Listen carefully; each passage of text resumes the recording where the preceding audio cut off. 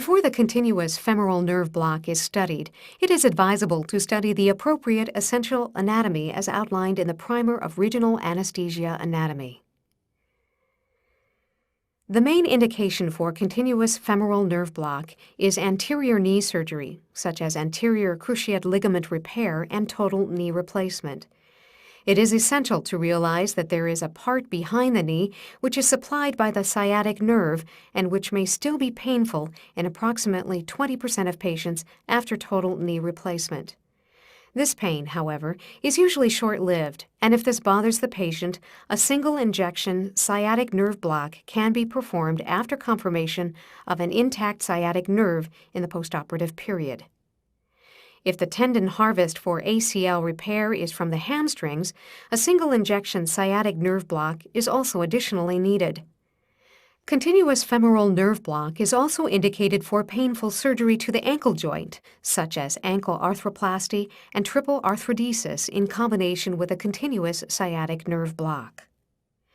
If properly performed, this block will almost always incorporate the lateral cutaneous nerve of the thigh and the obturator nerve, which makes the continuous femoral nerve block a more appropriate option than continuous lumbar plexus block if a careful risk-benefit ratio is calculated. The femoral nerve originates from the second, third, and fourth lumbar roots, and the bones of the lumbar osteotomes of L2, L3, and L4 will be covered if this nerve is blocked. Note that this starts with almost the entire femur and continues down to the medial aspect of the tibia and medial aspect of the foot. The dermatomes of the leg incorporate the skin area supplied by the L2, L3, and L4 dermatomes. Notice again that this goes down to the big toe area. The continuous femoral nerve block almost always involves the lateral cutaneous nerve of the thigh, the obturator nerve, and femoral nerve if the catheter is advanced under nerve stimulator control next to the nerve. In young, fit, healthy male and female patients, there is no or very little brown fat surrounding the femoral nerve, which makes catheter placement in these patients more challenging, and patience is usually required. Almost all local anesthetics and combination of local anesthetic agents have been used for this block, but the preference of this author is to use 15 to 40 milliliters of ropivacaine, 0.5 to 0.75%, as an initial bolus for intraoperative analgesia, and to follow this up with 2 to 10 milliliters per hour continuous infusion of ropivacaine, 0.1 to 0.2%. Patient-controlled boluses of 5 to 10 milliliters every hour is usually sufficient to control breakthrough pain.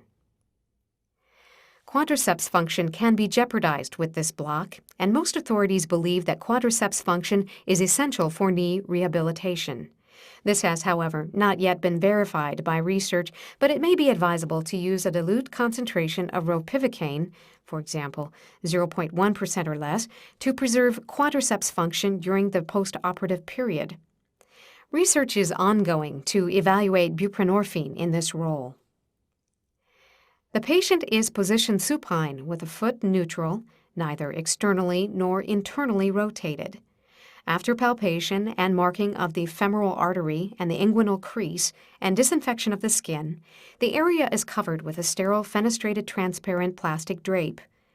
The skin, subcutaneous tissue, and intended path for the tunneling of the catheter is anesthetized with lidocaine and 1 in 200,000 epinephrine.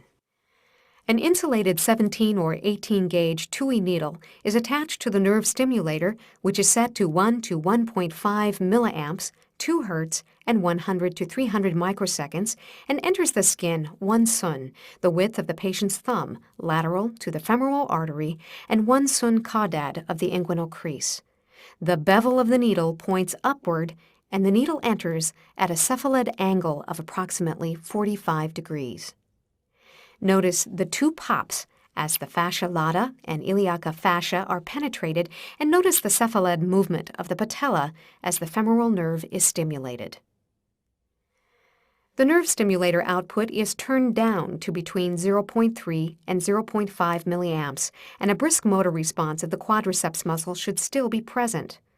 This ensures correct needle placement deep to the iliaca fascia, but it does not assure accurate catheter placement. It is essential not to inject any local anesthetic agent or other electrically conductive fluid, such as normal saline, through the needle at this point, since this will render stimulating catheter placement impossible. The notion of opening up the space with normal saline to advance the catheter is not based on scientific fact, since in live tissue it only infiltrates the tissue, makes it edematous, and makes further nerve stimulation impossible or very difficult. This recording shows perfect quadriceps contractions at a nerve stimulation output setting of 0.42 milliamps. The needle is now perfectly placed. Attach the nerve stimulator to the proximal end of the stimulating catheter. Place this part of the catheter in the palm of the left hand, and with the right hand, hold the catheter in the area of the broad black mark, which is 10 centimeters from the catheter tip. Insert the catheter tip into the shaft of the needle.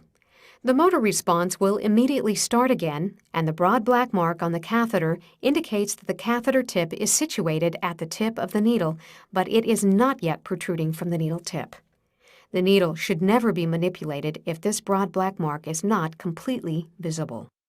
In the case of this demonstration, the muscle twitches continue at a nerve stimulator output of 0.42 milliamps during catheter advancement. This indicates that the catheter is following the nerve, and this assures correct catheter placement. If, however, the twitches disappear, carefully withdraw the catheter to inside the needle shaft again, such that the entire broad black mark is visible again. Make a small adjustment to the needle by rotating it 1/4 turn clockwise or counterclockwise, or by withdrawing or advancing the needle slightly, and again advance the catheter. Repeat this maneuver as many times as is necessary to ensure correct and accurate catheter placement and successful secondary block. In young, healthy, fit adults, this may require many attempts, and patience is usually required.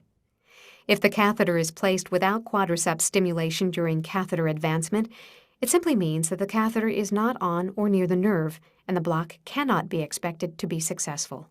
If required, the catheter can be advanced until adduction of the thigh due to obturator nerve stimulation is observed, but this maneuver is usually not necessary since the spread of local anesthetic agent will be cephalate along the femoral nerve if the catheter is properly placed. Remove the needle without disturbing the catheter.